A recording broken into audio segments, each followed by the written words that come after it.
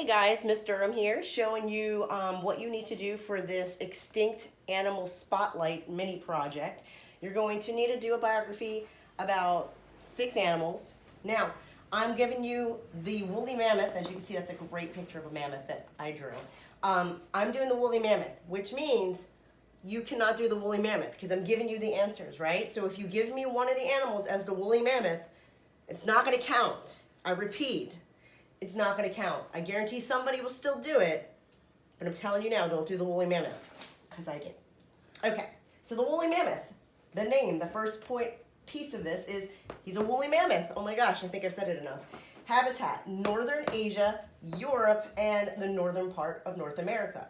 Now when I researched this, it was pretty easy. I just typed in the name of the animal, extinct animals, and then boom, I had all kinds of things to choose from.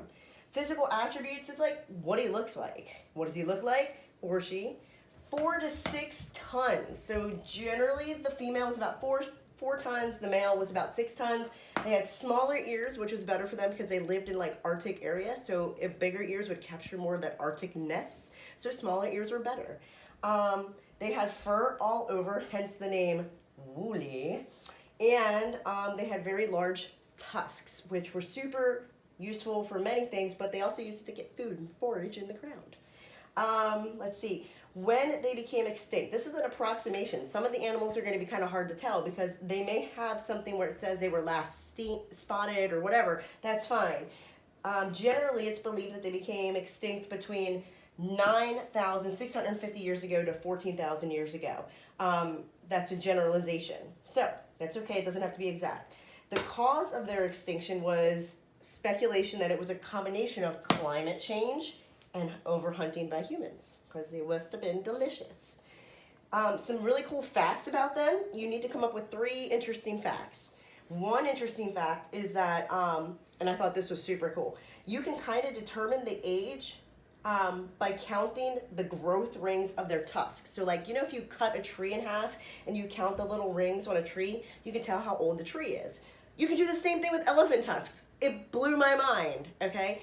So the thing is that it's not 100% accurate because it does not account for like their baby years before they had their tusks, but it's an approximation, which is pretty cool.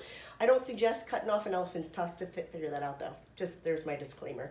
The second interesting fact that I thought was pretty cool was that the calves, their little babies, were born during the spring or summer. Then their gestation period was 21 to 22 months. So almost 2 years it took for that baby to grow in the mama.